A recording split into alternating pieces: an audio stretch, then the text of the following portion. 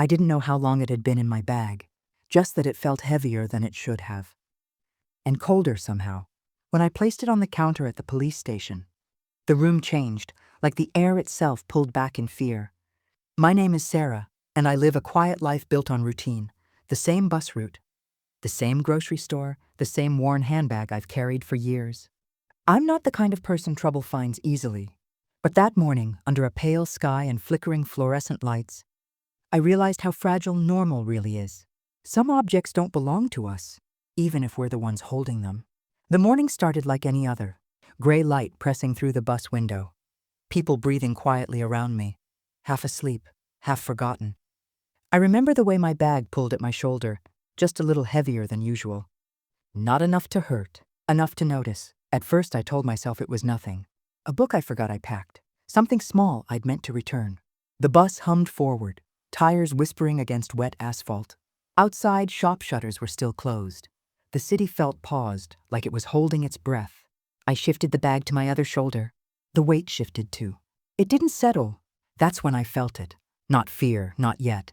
Just a quiet unease. The kind that doesn't shout, the kind that waits. By the time I got off the bus, my shoulder ached. I stood there for a moment, letting people pass me, bump into me, apologize without looking. The bag hung heavy at my side. Too heavy for groceries, too dense for paper. I thought about opening it right there, on the sidewalk, in the open. But something stopped me. A small voice, calm, almost polite, saying not here. I walked instead, each step slow, measured. Like the ground might change its mind beneath me. The sound of my shoes echoed differently now. Too loud. Every zipper, every rustle felt exposed. I kept thinking, maybe someone put it there by mistake. Maybe I grabbed the wrong bag. But I knew the feel of my own bag. The worn strap, the loose stitch near the pocket. This was mine, and whatever was inside it had chosen me. I didn't open it until I reached the small park near my building, the one with peeling benches and a tree that never seemed to lose its leaves. I sat down slowly, set the bag in my lap.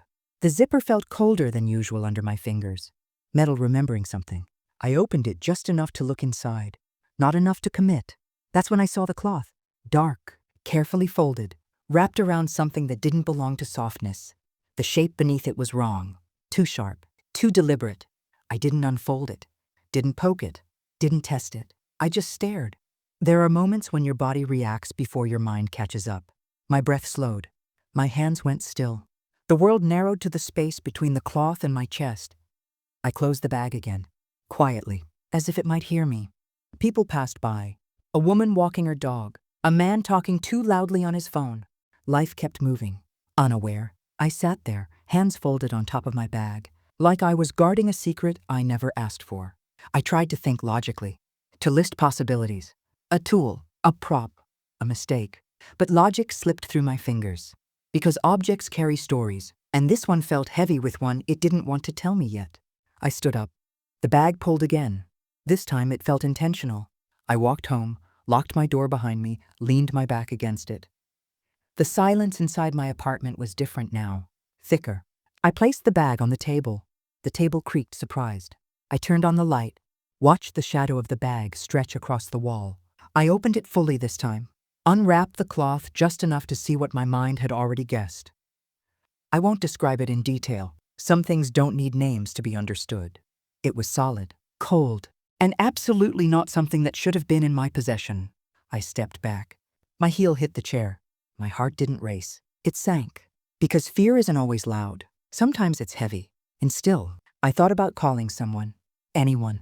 But what would I say? Hello, I found something in my bag that shouldn't exist. I imagined their silence. Their questions. I imagined the way people look at you when trouble touches you. Like it's contagious. I wrapped the object again. Carefully. Respectfully. Not because it deserved respect, but because I wanted distance. It took me a long time to decide what to do next. I sat on the floor, watched the light change on the wall. Then I stood, picked up my bag. The decision didn't feel brave. It felt necessary. The police station wasn't far.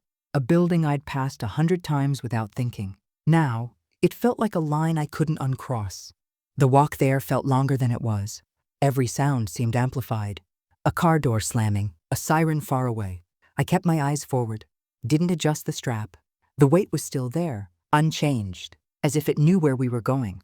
When I pushed open the station door, the air inside was cool, smelled faintly of coffee and disinfectant. A desk, two officers talking quietly. I stood there for a moment, bag at my feet. One of them looked up, smiled politely. "Can I help you?" I nodded, swallowed. "I found something," I said. My voice surprised me. Steady. "I think it shouldn't be with me." They asked me to place the bag on the counter. I did. Unzipped it, unwrapped the cloth. The room changed instantly. Chairs scraped back. Someone cursed under their breath. Another voice shouted for backup. I froze. Because that's when I understood. Whatever I'd been carrying, it wasn't just wrong. It was dangerous. And the story behind it was only just beginning. The police station smelled like old paper and floor cleaner. That sharp, sterile kind of clean that never quite hides what's underneath. The fluorescent lights buzzed overhead. Not loud, just enough to remind you they were there. I remember thinking they sounded tired. My bag sat heavy against my side, the strap biting into my shoulder. Every step across the tiled floor felt louder than it should have. Like the building was listening. I hadn't rehearsed what I would say. I only knew I needed someone else to see what I had seen. Before it decided I belonged to it. It was late morning, but the station felt stuck somewhere outside time. No windows close enough to see through. Just walls painted a color meant to calm people down. I stood at the counter, fingers wrapped around the edge like it might float away. The desk officer looked up slowly, the way people do when they expect paperwork. "Not trouble. Can I help you?" he asked. His voice was neutral, practiced, the kind of voice that keeps distance. I nodded. My throat felt tight, like I'd swallowed something dry. "I found something," I said. He waited, didn't rush me, didn't smile. Behind him, a radio murmured softly. Somewhere down the hall, a phone rang and rang until someone picked it up. I could feel the weight of the bag again, heavier now that I was standing still. It pressed against my hip like a reminder. I hadn't slept much.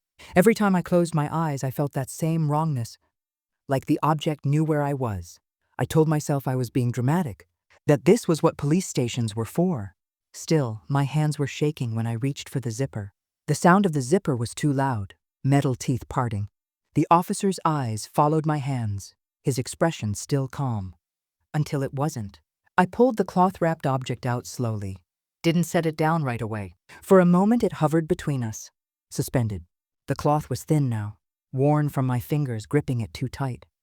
The shape underneath didn't soften, didn't shift. When I placed it on the counter, the sound it made was dull, solid. The officer leaned in without thinking, then stopped. I saw it then. That flicker. His face changed in a way I can't fully explain. Not shock exactly. Something colder. He straightened up too fast. His chair scraped against the floor. "What is this?" he asked, but his voice had lost its distance. "I don't know," I said. "I swear I don't." He didn't reach for it, didn't touch it at all.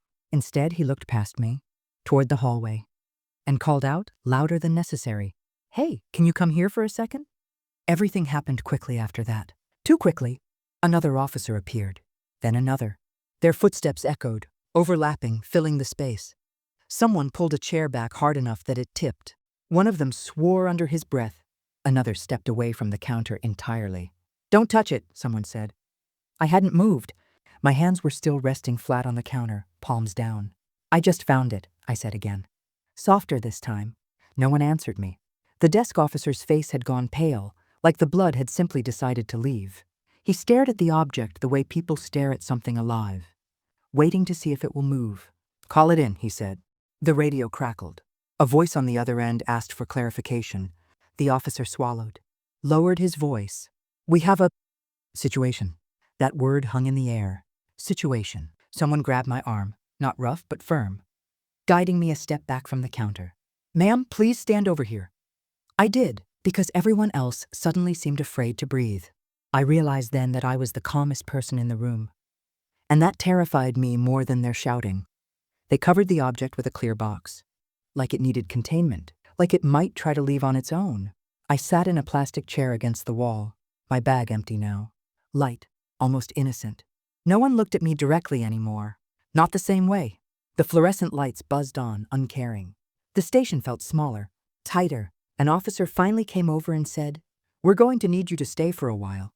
I nodded, because whatever that thing was, it hadn't just terrified them.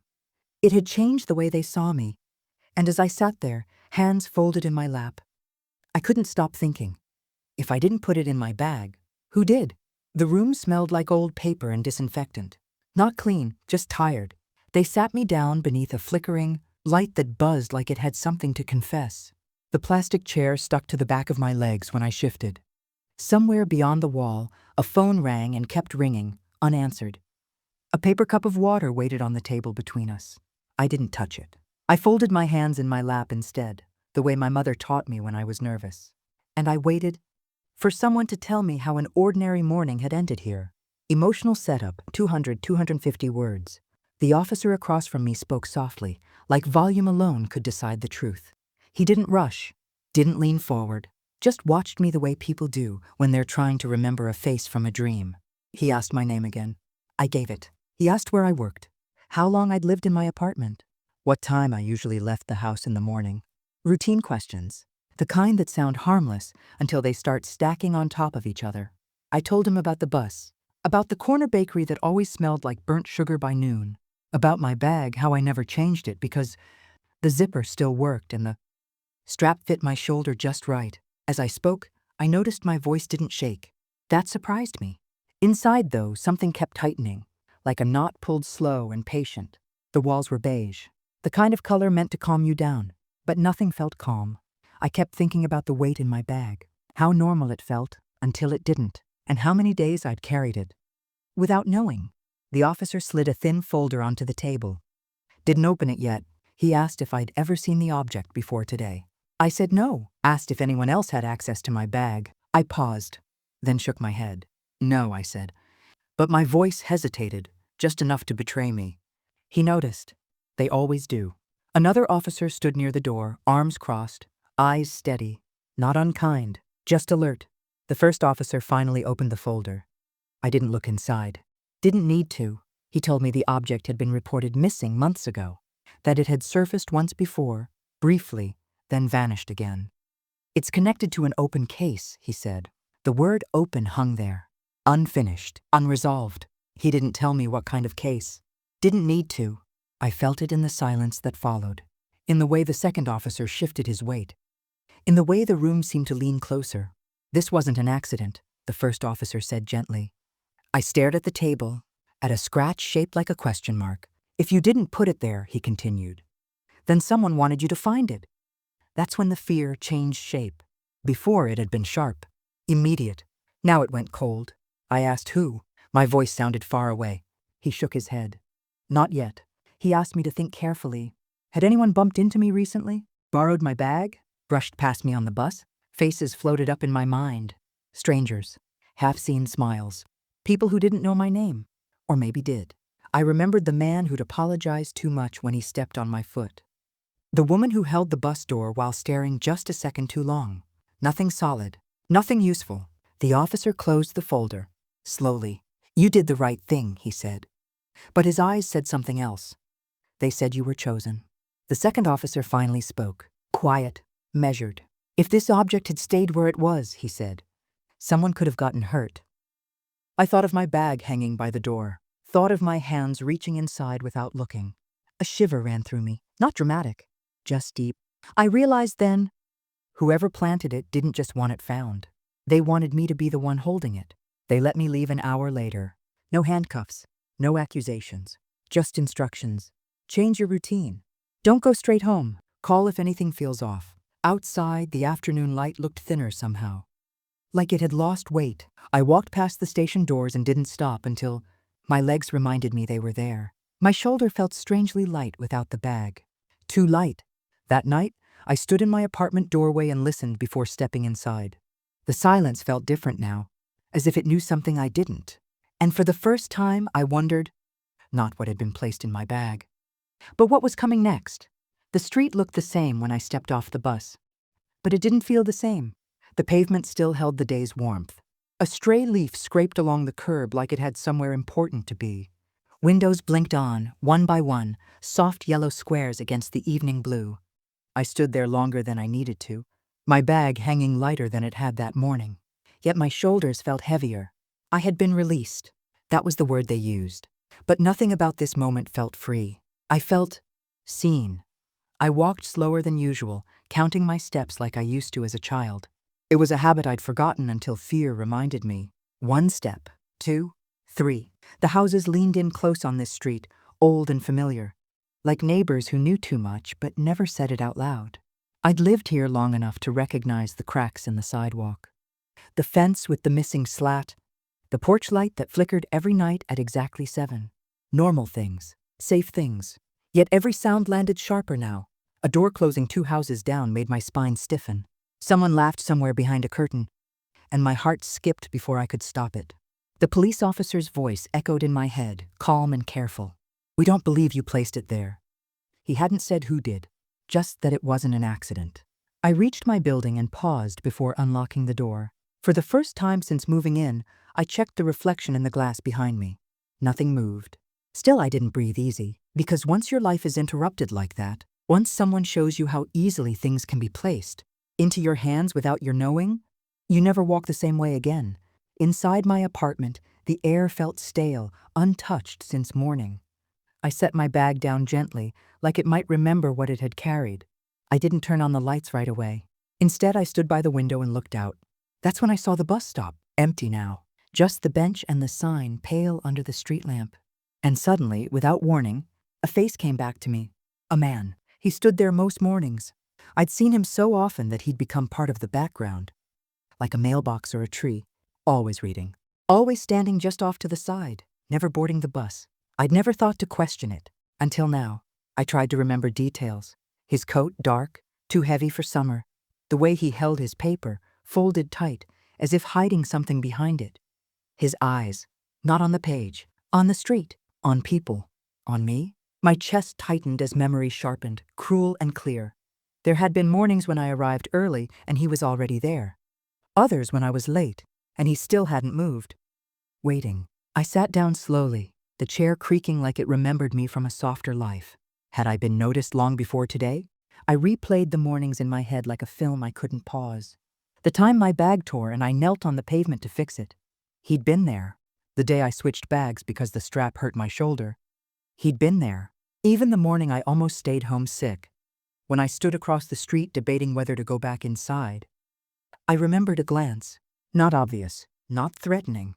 Just aware. My skin prickled. If the object was meant to be found, and my bag was the place chosen for it, then someone had known my routine. Someone had watched me long enough to be certain. I thought of the officer's words again. Something planted. The room felt smaller now. I crossed to the door and slid the chain into place. The metal sounded louder than it should have been. Then I checked the window locks. Once, twice. I told myself I was overreacting, but fear doesn't listen to reason. It listens to patterns. And suddenly, the pattern had a face. I pressed my forehead to the cool glass and whispered the question I hadn't dared to form before. Why me? Night settled in fully, heavy and quiet. From my window, I watched the bus stop as shadows stretched longer, softer. People came and went. Cars passed. The bench stayed empty. For now, I turned away and leaned my back against the wall, sliding down until I was sitting on the floor. The hum of the refrigerator filled the silence, steady and indifferent. I wanted to believe this was over. That being released meant being safe. But deep down I knew better, because whoever put that object in my bag hadn't made a mistake. They had made a choice. And standing across the street, somewhere beyond the reach of streetlights and certainty, someone still knew my name, and they were waiting. The new bag smelled like clean fabric and plastic wrapping. Too new. It rested against my chair, upright, empty, obedient. Nothing heavy pulling at my shoulder, nothing hidden in its seams. I stood in the doorway that morning longer than usual, keys cold in my palm, listening to the quiet hum of the building.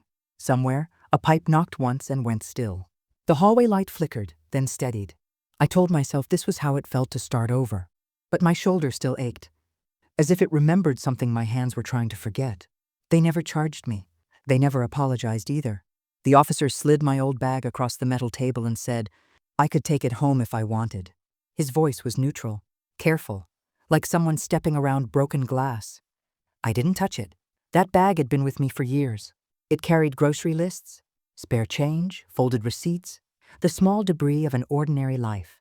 It had rested against my ribs on buses and trains, leaned quietly under cafe tables, waited beside me while I stood in line.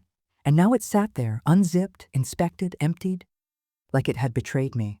I left it at the station, walked out with my hands empty. At home, life resumed its shape, but not its ease. I washed mugs that were already clean, folded laundry twice, sat on the edge of the bed, and listened to the neighbors moving above me. Footsteps crossing back and forth like they had somewhere important to go. Outside my window, the street looked the same. Same bus stop, same lamppost, different air. I kept thinking about weight, not the kind you can measure, the kind that lingers. The first night without the bag, I woke up reaching for it. My hand closed around nothing but the blanket. Still, my shoulder burned, a dull pressure where the strap used to sit. I shifted, then froze, afraid that if I moved too much, I'd feel it again. In the dark, memory does strange things. It replays moments without warning. The bus rocking gently, my fingers brushing fabric, the sound the zipper made. I tried to tell myself it was over. The object was gone. The questions were done. But when I stepped outside the next morning, my eyes scanned without asking permission. The bus stop, the corners, the windows across the street. Every reflection felt like it lingered a second too long. A man stood where the newspaper box used to be. Different jacket, different face. Still, my heart stumbled. I hated that about myself. How quickly fear rewrote the world. At the grocery store, I noticed where people placed their bags. At my door, I checked the lock twice.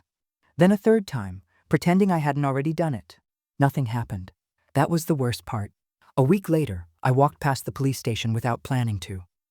The building looked smaller in daylight, less dramatic, just brick and glass and a flag barely moving in the heat.